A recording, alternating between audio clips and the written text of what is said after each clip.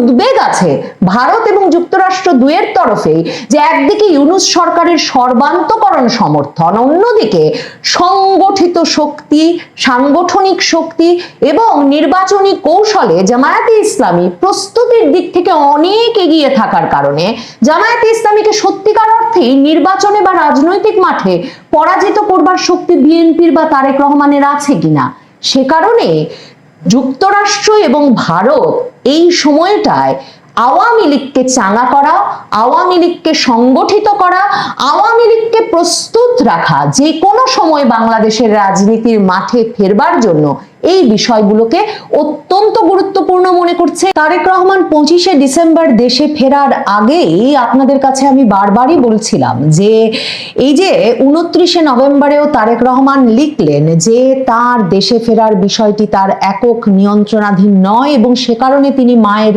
মৃত্যুশয্যায়ও বা মার রোগশয্যায়ও মাকে এসে দেখতে পাচ্ছেন না।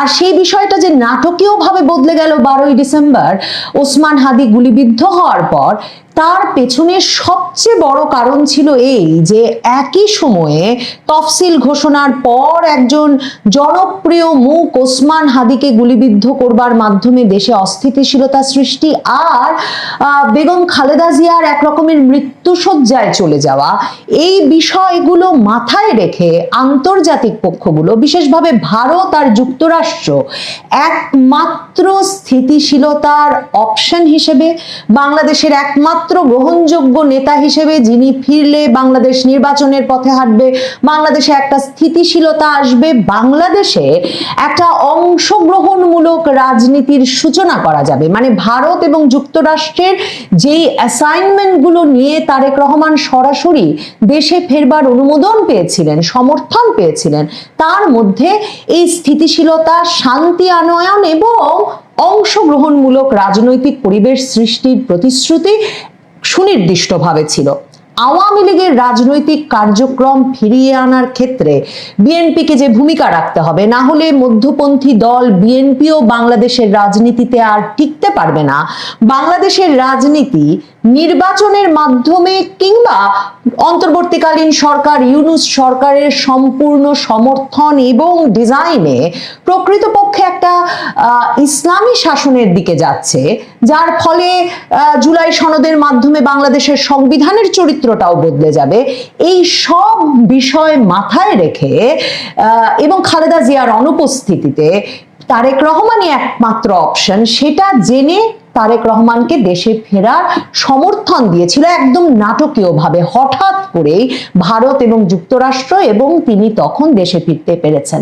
কাজেই তারেক রহমান যে দেশে ফিরে শান্তি চাই, শান্তি চাই, আমাদের সকলকে মিলে বাংলাদেশ গড়তে হবে, এসব কথা বলছেন, তার একটা বড় কারণ যে তিনি জানেন তার উপর আন্তর্জাতিক সমর্থনের প্রত্যাশা কি, কারণটা কি। দেখুন, তারেক রহমানকে যুক্তরাষ্ট্রের বড় ধরনের আপত্তি ছিল তারেক রহমানকে নিয়ে, কারণ 2008 সালের নভেম্বরে তখনকার রাষ্ট্রদূত জেমস এফ মরিয়ার্টি যুক্তরাষ্ট্রে চিঠি লিখে রীতিমতো সাবধান করে দেয় যুক্তরাষ্ট্রের পররাষ্ট্র দপ্তরকে যে কিছুতেই যাতে খালেদা জিয়ার কুখ্যাত পুত্র, যাকে কিনা ব্রিটেন আশ্রয় দিয়েছে বা ব্রিটেনে তিনি ঢুকেছেন সেনাবাহিনীর সঙ্গে একটা দর কষাকষির প্রেক্ষিতে, সেই কুখ্যাত পুত্রকে যাতে কিছুতেই যুক্তরাষ্ট্র ঢুকতে না দেয়, কারণ তিনি সন্ত্রাসী, চাঁদাবাজি এবং তিনি জঙ্গিবাদ লালন করেছেন। কাজেই সেই তারেক রহমানের ওপর ভরসা করতে যুক্তরাষ্ট্রকে সত্যিকার অর্থে ততটাই নিরুপায় হতে হয়েছে। ভারত 10 ট্রাক অস্ত্র মামলার জন্য হাওয়া ভবনকে তারেক রহমান এবং তারেক রহমান ঘনিষ্ঠ ব্যক্তিবর্গকে সরাসরি দায়ী বলে মনে করে। কাজেই সেই ভারতকে যে তারেক রহমানের সঙ্গে সাক্ষাৎ করে তার মায়ের ভারত বাংলাদেশ সম্পর্ক উন্নয়নে অবদানের কথা স্মরণ করিয়ে দিতে হয়েছে, এই চ্যানেলটা চালু করতে হয়েছে যে তারেক রহমান ক্ষমতায় এলে ভারত বাংলাদেশ সম্পর্কটা আরো স্বাভাবিক হবে। এর পুরোটার কারণই বাংলাদেশকে একটা মধ্যপন্থায় রাখা, এবং এতে ভারত এবং যুক্তরাষ্ট্র এক জোট হয়ে একত্র হয়ে একমত হয়ে মনে করে যে সেই অবস্থায় বাংলাদেশকে রাখতে হলে বাংলাদেশের রাজনীতিতে আওয়ামী লীগকেও ফেরাতে হবে এবং সক্রিয় করতে হবে। কাজেই তারেক রহমানের সঙ্গে হাত মিলিয়ে গেছেন বলেই ভাবার কারণ নাই যে ভারত আমেরিকার সেই যে চেষ্টা, সে চেষ্টার অবসান হয়েছে। তারা নিবিড়ভাবে লক্ষ্য রাখছে তারেক রহমান বিএনপি আওয়ামী লীগকে রাজনীতিতে ফেরাতে কি করে।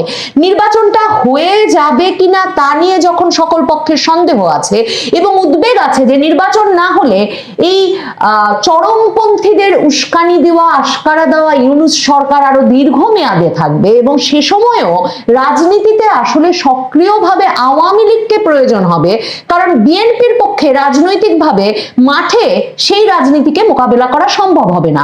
এই সব কিছু মাথায় রেখে ভারত এবং যুক্তরাষ্ট্র বিশেষভাবে এই অঞ্চলের নিরাপত্তার কথা মাথায় রেখে, কারণ বারবার মনে রাখবেন ট্রাম্প প্রশাসনের সঙ্গে মার্কিন যুক্তরাষ্ট্রের অন্য প্রশাসনের সবচেয়ে বড় পার্থক্যটা হচ্ছে এটা যে তারা কোনোভাবেই কোনো দেশে ইসলাম পন্থার, চরমপন্থার, মৌলবাদের বিকাশ ঘটিয়ে, যেটাকে মার্কিন যুক্তরাষ্ট্রের গোয়েন্দা প্রধান তুলসি গ্যাবার্ড খিলাফতের বিকাশ বলেন, সেটা ঘটিয়ে কোনোভাবেই তারা আধিপত্য বজায় রাখতে চায় না। কারণ তারা জানে যে খিলাফতের বিকাশ হলে ট্রাম্প প্রশাসনের সবচেয়ে বড় যে আগ্রহ, সেই আগ্রহ অর্থাৎ বাণিজ্যের যে সুবিধা তারা চায়, সেই আগ্রহ দীর্ঘমেয়াদে সফল হতে পারে না।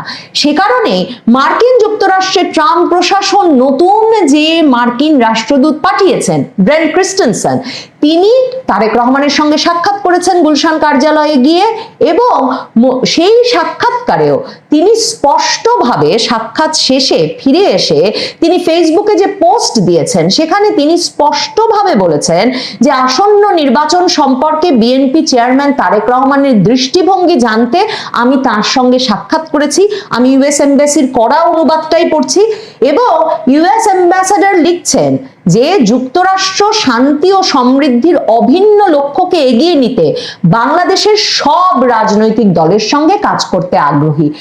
অনেকবার আপনাদেরকে বলেছি ট্রাম্প প্রশাসন এই দক্ষিণ এশিয়ায় যে ব্যক্তিবর্গকে নতুন করে নিয়োগ দিয়েছে, মানে ট্রাম্প প্রশাসন আসার পর সার্জিও গোর দিল্লিতে, কিংবা পল কাপুর যিনি এই দক্ষিণ এশিয়া বিষয়ক সহকারী পররাষ্ট্রমন্ত্রী হিসেবে কাজ করবেন, কিংবা এই ব্রেন্ট ক্রিস্টেনসেন যিনি বাংলাদেশে এলেন, এদের প্রত্যেকের একটা প্রধান অ্যাসাইনমেন্টের জায়গা হচ্ছে ভারতের সঙ্গে মিলে ইন্দো প্রশান্ত মহাসাগরীয় অঞ্চলে চীনের প্রভাব ঠেকিয়ে মার্কিন যুক্তরাষ্ট্রের প্রভাব নিশ্চিত করা।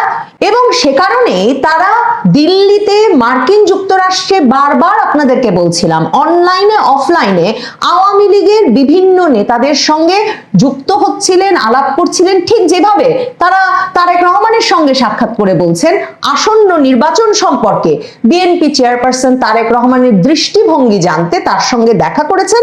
ঠিক একইভাবে সেই দৃষ্টিভঙ্গি জানতে তারা নিয়মিত আওয়ামী লীগের সঙ্গে যোগাযোগ রাখছেন, কারণ তারা মনে করেন শেয়ার্ড পিস এবং প্রসপারিটির জন্য শান্তি এবং উন্নয়নের অভিন্ন লক্ষ্য নিয়ে এগোতে হলে বাংলাদেশের সব রাজনৈতিক দলের সঙ্গে কাজ করতে হবে। এবং এ কারণে আমি আপনাদেরকে আগেও বলেছি এই ব্রেন্ট ক্রিস্টেনসেন কিন্তু শুধু তারেক রহমানের সঙ্গে কিংবা হয়তো জামায়াতের আমিরের সঙ্গে দেখা করবেন, এনসিপির নেতৃবৃন্দের সঙ্গে দেখা করবেন তাই নয়। ব্রেন্ট ক্রিস্টেনসেন প্রকাশ্যে অপ্রকাশ্যে বাংলাদেশের ভেতরেও আওয়ামী লীগ নেতৃবৃন্দের সঙ্গে আলাপ আলোচনার চেষ্টা এবং আলাপ আলোচনায় উদ্যোগী হয়েছেন।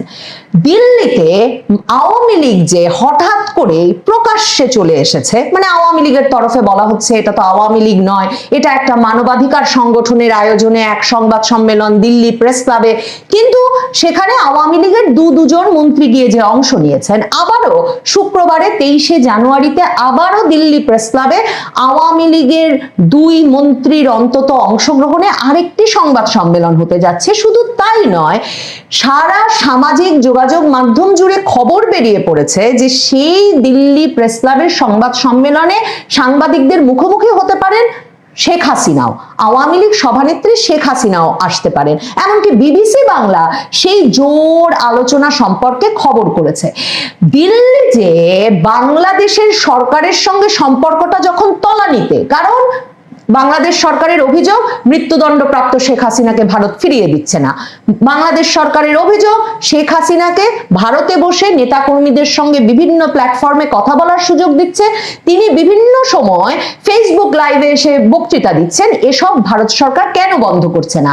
সে অবস্থায় ভারত সরকার যে দিল্লি প্রেস ক্লাবে আওয়ামী লীগের সাবেক মন্ত্রীদেরকে, যাদেরকে কিনা ওই অনুষ্ঠানে আওয়ামী লীগের মন্ত্রী হিসেবেই, বাংলাদেশের মন্ত্রী হিসেবেই পরিচয় করিয়ে দেওয়া হচ্ছে, সেই রকম অনুষ্ঠান আয়োজনের যে সুযোগ দিচ্ছে, করতে দিচ্ছে, তাতে স্পষ্ট ভারতের পররাষ্ট্র মন্ত্রণালয়, এস জয়শঙ্কর, ভারতের নিরাপত্তা উপদেষ্টা অজিত দোভাল সহ ভারত সরকার সরাসরি বার্তা দিতে চায় বাংলাদেশের সরকার, অন্তর্বর্তীকালীন সরকার, ইউনূস সরকারকে, এবং সে বার্তা তারা পৌঁছে দিতে চায়, এক রকমের রিমাইন্ডার তারা বিএনপির উদ্দেশ্যেও দিতে চায়। তারা মনে করাতে চায় বিএনপির নেতা কোন প্রতিশ্রুতি দিয়ে বাংলাদেশে ফিরেছেন। তারা মনে করাতে চায় বাংলাদেশের অন্তর্বর্তীকালীন সরকারকে আওয়ামী লীগকে বাংলাদেশের রাজনীতি থেকে ছুঁড়ে ফেলে দেওয়ার রাজনীতি বা অবস্থানটি ভারত সরকার গ্রহণযোগ্য বলে মনে করে না, এবং ভারত জানে যে কেন ইউনূস সরকার ভারতের এই অবস্থান দেখেও এক রকমের নীরব আছে। কারণ ট্রাম্প প্রশাসন এখন ভীষণভাবে সক্রিয়। ট্রাম্প প্রশাসন নিরাপত্তা উপদেষ্টা খলিলকে ডেকে নিয়ে একবার দিল্লিতে অজিত দোভালের সঙ্গে সাক্ষাৎ করিয়ে এই বিষয়টি বলেছে যে ট্রাম্প প্রশাসন আগামী নির্বাচনে আওয়ামী লীগের অংশগ্রহণ চায়। ট্রাম্প প্রশাসন একেবারে এই সবে মাত্র জাতীয় নিরাপত্তা উপদেষ্টা খলিলুর রহমানকে আরেক দফা ওয়াশিংটনে নিয়ে গিয়ে পল কাপুর, সার্জিও গোর সহ ট্রাম্প প্রশাসনের এই দক্ষিণ এশিয়া বিষয়ক নেতৃবৃন্দ স্পষ্টভাবে ইউনূস সরকারকে জানিয়েছে তারা শেয়ার্ড পিস এবং প্রসপারিটির জন্য, শান্তি, স্থিতিশীলতা, উন্নয়নের জন্য বাংলাদেশের সকল রাজনৈতিক দলের অংশগ্রহণে নির্বাচন চায়, সকল রাজনৈতিক দলের বাংলাদেশের রাজনীতিতে অংশগ্রহণের অধিকার চায়। আপনাদের বলেছি যে এমনকি ট্রাম্প প্রশাসন প্রতিনিধি পাঠিয়েছে যে একটা মানে রিকনসিলিয়েশন প্রক্রিয়ার মাধ্যমে দক্ষিণ আফ্রিকার আদলে বাংলাদেশে আওয়ামী লীগের রাজনীতিকে ফিরিয়ে আনার বিষয়ে উদ্যোগী হওয়ার সুযোগ আছে কিনা। কাজে ট্রাম্প প্রশাসন সকল অ্যাভিনিউ পরীক্ষা করে দেখছে। এর মধ্যে দুটো জায়গায় তারা সর্বোচ্চ চাপ প্রয়োগ করছে, এক ইউনূস সরকারকে, কিন্তু ইউনূস সরকারকে তারা বিশ্বাস করতে পারছে না। সে কারণে সেই বিশ্বাস তারা রাখতে চাইছে তারেক রহমানের উপরে, যে তারেক রহমান যদি বা নির্বাচনের আগে আওয়ামী লীগকে রাজনীতিতে ফেরানোর বিষয়ে সর্বোচ্চ উদ্যোগ না নিতে পারেন, তাহলে তিনি যাতে নির্বাচনের পর তাতে উদ্যোগী হন। কিন্তু সেক্ষেত্রেও বিশ্বাসের সম্পর্কের সমস্যা আছে ভারত এবং যুক্তরাষ্ট্র দুয়ের সঙ্গে। তারেক রহমানের তার মধ্যে উদ্বেগ আছে ভারত এবং যুক্তরাষ্ট্র দুয়ের তরফে, যে একদিকে ইউনূস সরকারের সর্বান্তকরণ সমর্থন, অন্যদিকে সংগঠিত শক্তি, সাংগঠনিক শক্তি এবং নির্বাচনী কৌশলে জামায়াতে ইসলামী প্রস্তুতির দিক থেকে অনেক এগিয়ে থাকার কারণে জামায়াতে ইসলামীকে সত্যিকার অর্থেই নির্বাচনে বা রাজনৈতিক মাঠে পরাজিত করবার শক্তি বিএনপির বা তারেক রহমানের আছে কিনা। সে কারণে যুক্তরাষ্ট্র এবং ভারত এই সময়টায় আওয়ামী লীগকে চাঙা করা, আওয়ামী লীগকে সংগঠিত করা, আওয়ামী লীগকে প্রস্তুত রাখা যে কোনো সময় বাংলাদেশের রাজনীতির মাঠে ফেরবার জন্য, এই বিষয়গুলোকে অত্যন্ত গুরুত্বপূর্ণ মনে করছে। এবং সেই দুই প্রশাসনের একেবারে প্রত্যক্ষ সমর্থন এবং প্রত্যক্ষ উৎসাহেই আওয়ামী লীগের নেতৃবৃন্দ বিশেষভাবে ভারতের রাজধানী দিল্লিতে ঘন ঘন সংবাদ মাধ্যমের সামনে নানা সংগঠনের ব্যানারে আসার সিদ্ধান্ত নিয়েছেন। শেখ হাসিনা সহ আওয়ামী লীগ নেতৃবৃন্দ প্রকাশ্যে বক্তৃতা রাখছিলেন বটে, এবং আওয়ামী লীগ নেতৃবৃন্দ যেটা বলেছেন যে দিল্লির আগে আমরা জেনেভায় সম্মেলন করেছি, ব্রাসেলসে সম্মেলন করেছি, লন্ডনে সম্মেলন করেছি, কাজেই দিল্লিতে সংবাদ সম্মেলনকে আলাদাভাবে দেখবার কোনো কারণ নেই। কিন্তু নিশ্চিতভাবে স্পর্শকাতরতার বিচারে এবং মনোযোগের বিচারে দিল্লি প্রেস ক্লাবে আওয়ামী লীগের মন্ত্রীদের উপস্থিতিতে সংবাদ সম্মেলন কতটা গুরুত্ব বহন করবে এবং সেটা কি ধরনের অস্বস্তি তৈরি করবে বাংলাদেশের অন্তর্বর্তীকালীন সরকারের ভেতরে, এবং কি বার্তা দেবে বাংলাদেশের রাজনৈতিক দলগুলোর প্রতি, সেটা নিশ্চিতভাবে ভারত সরকার জানে এবং জেনেও তারা যে এমন একটা সিদ্ধান্ত নিয়েছে তার কারণ মার্কিন যুক্তরাষ্ট্র এবং ভারত এই বার্তাটি একজোট হয়ে বাংলাদেশের অন্তর্বর্তীকালীন সরকার এবং রাজনৈতিক দলগুলোকে দিতে চাইছে যে বাংলাদেশে একটা অংশগ্রহণমূলক রাজনীতি তাদের একমাত্র কাম্য। সম্মানিত দর্শক, আজকে ছোট একটি বিষয় নিয়ে কথা বলবো। সেই বিষয়টি অত্যন্ত গুরুত্বপূর্ণ। সিলেটের গোয়াইনঘাটের একজন শিক্ষক, নাম বীরেন্দ্র কুমার দে ওরফে ঝুনু স্যার, এই নামে তিনি পরিচিত। অতি সম্প্রতি হঠাৎ এক রাতে তার বাড়িতে আগুন লাগলো। দাউ দাউ করে জ্বলা আগুনের মধ্যেই তার পরিবারের সদস্যরা প্রাণ বাঁচাতে দৌড়ে কোন রকমে বেরিয়ে এলেন। এটা শুধু একটা ঘটনা নয়, অনেকে বলেন এটাই আজকের বাংলাদেশ। এই বাংলাদেশ নিয়েই এখন প্রশ্ন তুলছে হিউম্যান রাইটস ওয়াচ, এবং ব্রিটিশ পার্লামেন্টেও এটি নিয়ে কথা হচ্ছে, আর অন্যান্য জায়গায় তো হচ্ছেই। ঝুনু স্যারের বাড়ির আগুনের ভিডিও শেয়ার করেছেন অমিত মালব্য নামে একজন, আর স্থানীয়রা এই ঘটনার পূর্ণাঙ্গ তদন্তের দাবি জানিয়েছেন, দাবি তুলেছেন। তবে এখনো পর্যন্ত জানা যায়নি এই ঘটনায় কারা জড়িত, কেন এমনটি হয়েছে। বরং প্রশ্ন করতে পারি যে এই যে আগুন লাগলো, বিভিন্ন জায়গায় লাগে, অনেকের বাড়িতে আগুন দিয়ে পুড়িয়ে দেওয়া হয়, এগুলো কি বিচ্ছিন্ন ঘটনা? হিউম্যান রাইটস ওয়াচ বলছে বাংলাদেশে ভোটের আগে নারী ও ধর্মীয় সংখ্যালঘুদের উপর হামলা বেড়েছে। হিন্দু হত্যা, বাড়ি এবং মন্দিরে আগুন, এসব যেন নিয়মিত ঘটনা হয়ে উঠেছে, এটি তারা বলছে। আমাদের দেশীয় যে মানবাধিকার সংগঠন আইন ও সালিশ কেন্দ্র, বা আরো বিদেশি কানাডার একটি সংগঠন আছে জিসিডিজি, তারাও এই বিষয়গুলো নিয়ে বরাবরের মতো রিপোর্ট করে, কাজ করে, জনসচেতনতা সৃষ্টির চেষ্টা করে, সরকারের দৃষ্টি আকর্ষণের চেষ্টা করে। কিন্তু আসলে কেউ আসলে এটা শুনে বলে আমার অন্তত মনে হয় না।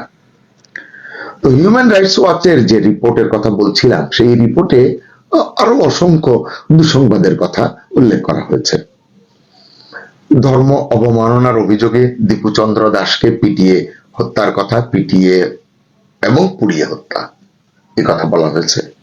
এতে বলা হয়েছে গত 1 বছরে হিন্দুদের বিরুদ্ধে কমপক্ষে 51টি সহিংসতা এবং 10টি হত্যাকাণ্ড ঘটেছে, এগুলো বলেছে।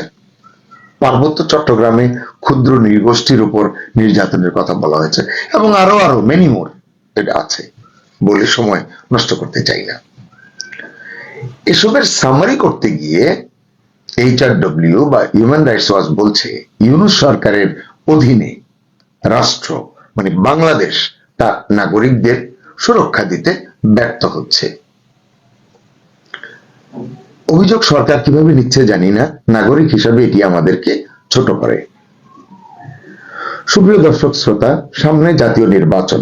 সরকারের ঘোষণা অনুযায়ী এখনো জনমনে সংশয় আছে, নির্বাচন হবে কি হবে না, কোন ফরম্যাটে হলে নির্বাচন হবে, কোন ফরম্যাটে না হলে নির্বাচন হবে না, কে রাষ্ট্র ক্ষমতায় যাবে নিশ্চিত হতে পারলে নির্বাচনটি অবশ্যই অবশ্যই অনুষ্ঠিত হবে, কারা যেতে না পারলে নির্বাচনটি কোনো নানান ছলছুতায় বন্ধ করে দেওয়া হবে, স্থগিত করে দেওয়া হবে, এইসব আলোচনা জনমনে আছে।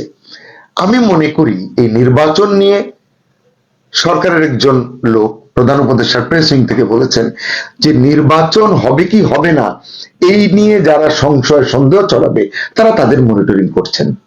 আমি তাদের বলবো আপনারা এইসব মনিটরিং করে সময় নষ্ট না করে বরং এই কথাগুলো মানুষ কেন বলে, মানুষের মনে কেন এই সন্দেহগুলো জাগ্রত হয়, সেটিকে অ্যাড্রেস করুন।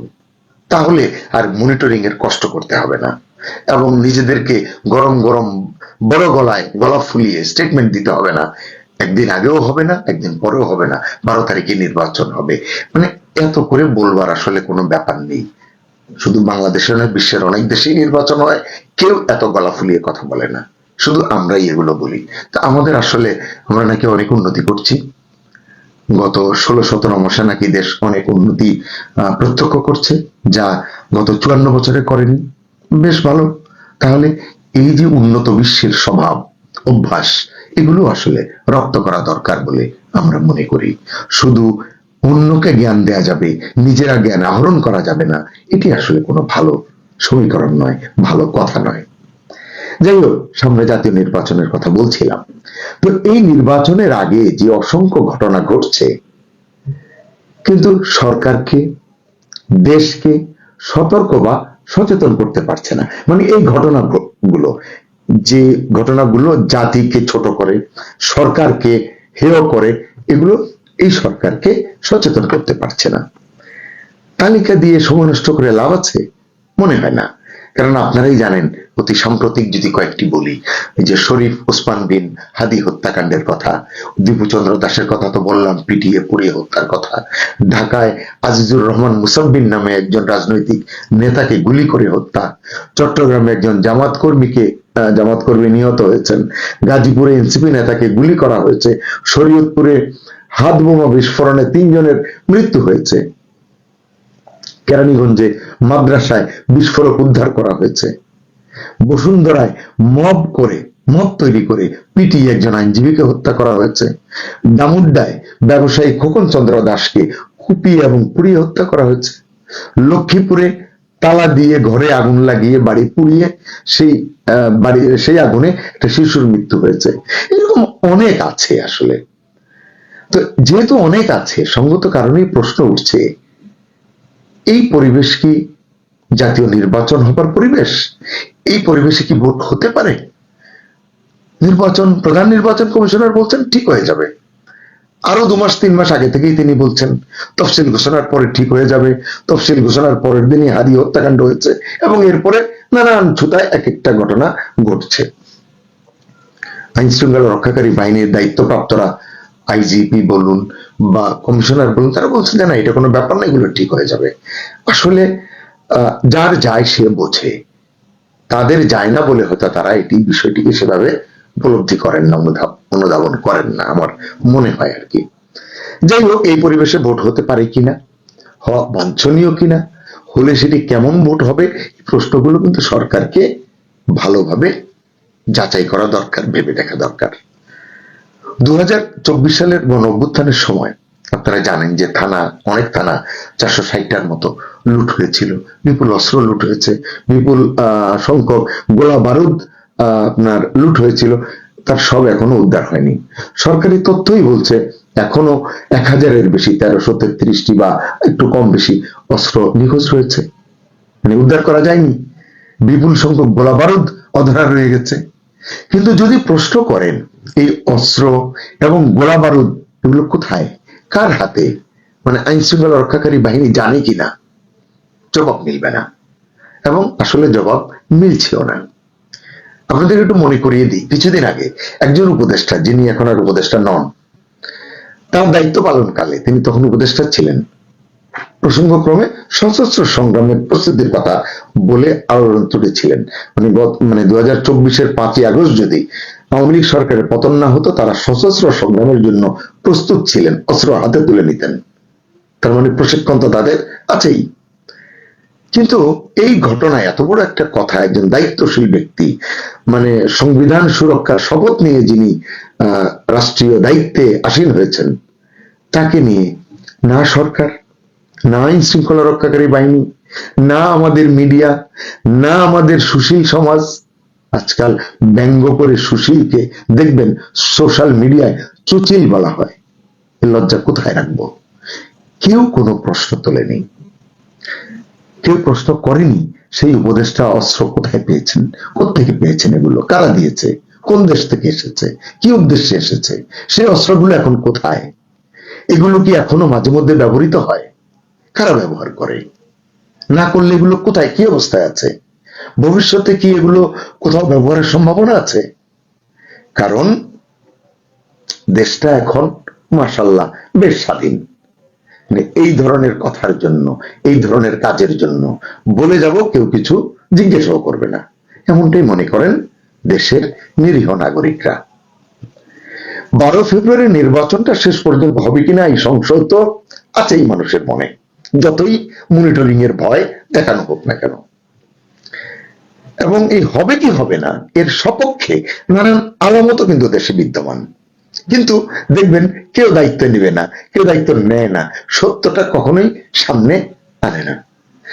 আপনারা জানেন ইতিমধ্যেই নির্বাচন স্থগিত চেয়ে হাইকোর্টে রিট করা হয়েছে একটা কারণ দেখিয়ে।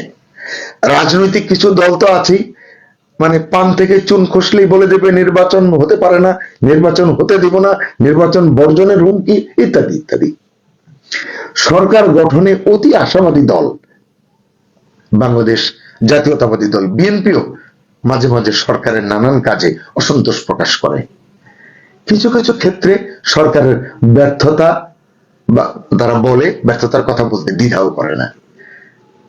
বাংলাদেশ জামাত ইসলামীও একই পলিসি নিয়েছে মনে হয় তারা প্রকাশ্যে বিরোধপূর্ণ কথা বলে, আবার গোপনে সরকারের সঙ্গে হাত মিলিয়ে যার যার এজেন্ডা অনুযায়ী কাজ আদায় করে নিতে ব্যস্ত থাকে।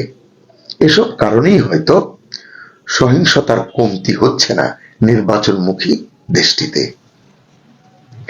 কিছুদিন আগে ভারতের সহকারী হাই কমিশনে হামলা হলো, আপনারা দেখেছেন, মিছিল নিয়ে যাওয়া হয়েছে, ঢাকায় ভারতীয় দূতাবাসের বাইরে বিক্ষোভ হয়েছে, যার জেরে চট্টগ্রামে ভারতীয় ভিসা সেন্টার বন্ধ করা হয়েছে।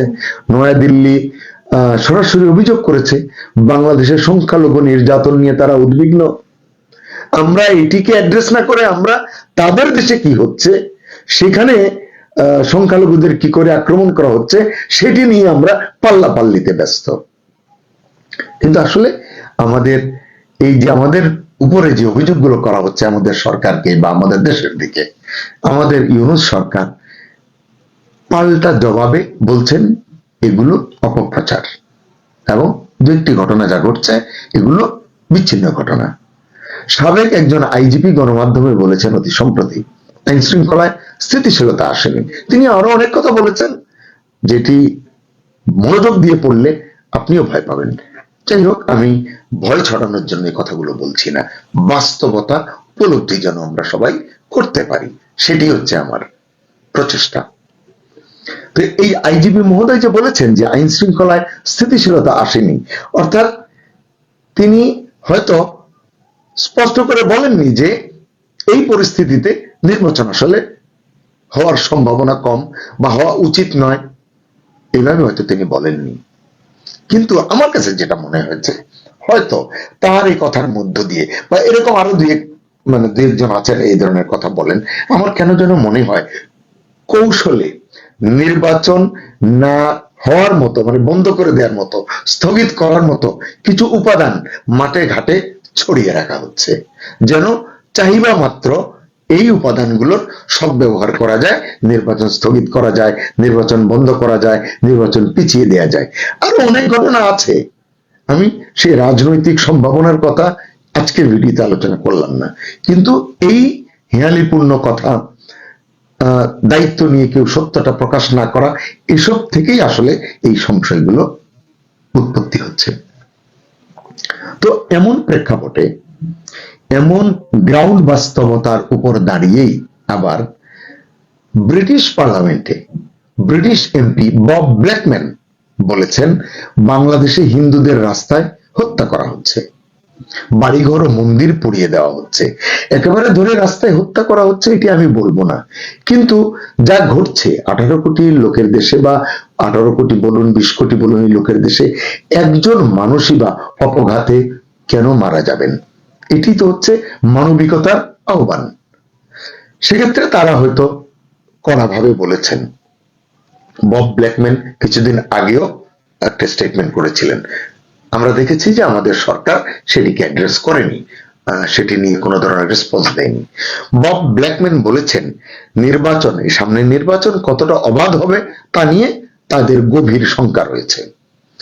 তারা আওয়ামী লীগের কথা বলেছেন, আওয়ামী লীগ নিষিদ্ধ হওয়ায় গণতন্ত্র প্রশ্নের মুখে পড়েছে বলে তারা স্পষ্টভাবে উচ্চারণ করেছেন। সম্ভবত 4 জন সংসদ সদস্য এটি নিয়ে কথা বলেছেন এবং তারা তাদের কনসার্ন মন্ত্রণালয়ের কাছে চিঠি দিয়েছেন, আবেদন জানিয়েছেন, তারা যেন এই বিষয়টিকে টেক আপ করে এবং এটি নিয়ে যেন বাংলাদেশের সঙ্গেও প্রয়োজনে কথা বলে বা মানবিকতার জায়গা থেকে তারা যেন পদক্ষেপ নেয়, এমনটি তারা বলেছেন। জানি না সেটি কি হবে। এছাড়াও আরো অনেকেই বলছেন, তবে আমার কেন যেন মনে হয় ইউনূস সরকার এসব শুনবে না বলেই যেন প্রতিজ্ঞা করে বসে আছে। ব্রিটিশ সংসদে দাঁড়িয়ে একাধিক সংসদ সদস্য স্পষ্ট করে বলছেন প্রধান দল, মানে তারা বলছে বড় দল আওয়ামী লীগকে বাদ দিয়ে নির্বাচন গণতান্ত্রিক হতে পারে না। কিন্তু আমাদের সরকার বলছে আওয়ামী লীগকে বাদ দিয়েও, তারা একটা পার্সেন্টেজের কথা বলেছে, 30% কথা, আওয়ামী লীগকে বাদ দিয়ে নির্বাচন গণতান্ত্রিক হতে পারে না।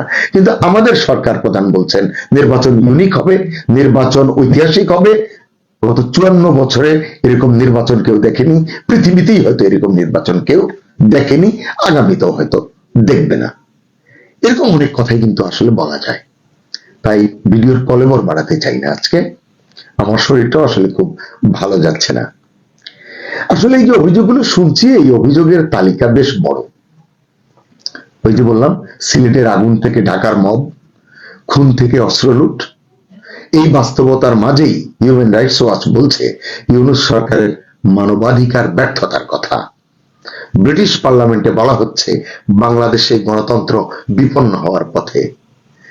সরকার, মানে অন্তর্বর্তী সরকার, কিভাবে এসব অভিযোগ অ্যাড্রেস করছে বোঝা মুশকিল। সরকারি বয়ানে দেশে কোনো সংকট নেই, যা আছে কেবলই বিচ্ছিন্ন বিষয়। তাই আর আলোচনা না করে জানতে চাই, 12 ফেব্রুয়ারির নির্বাচন কি বাংলাদেশে সত্যি সত্যি শান্তি আনবে, সমাধান আনবে, নাকি সংকট আরো গভীর করবে? আপনার মতামত জানতে চাই। ভালো থাকুন,